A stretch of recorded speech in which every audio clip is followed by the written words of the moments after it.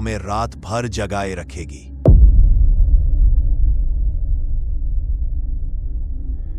बारिश की एक सर्दी भरी रात।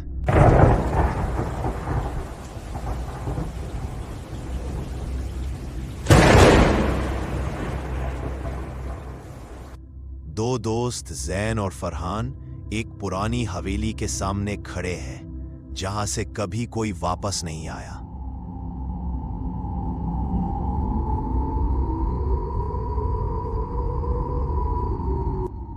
हवेली के दरवाजे से आती हुई आवाजें उन्हें अंदर खींच रही हैं।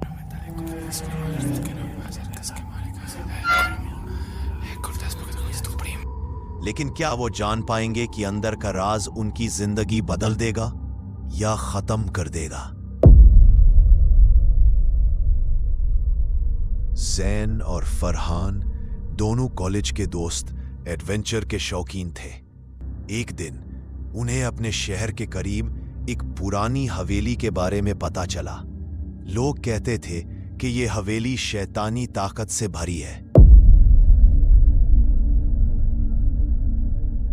बारिश के मौसम में जब सड़क सुनसान थी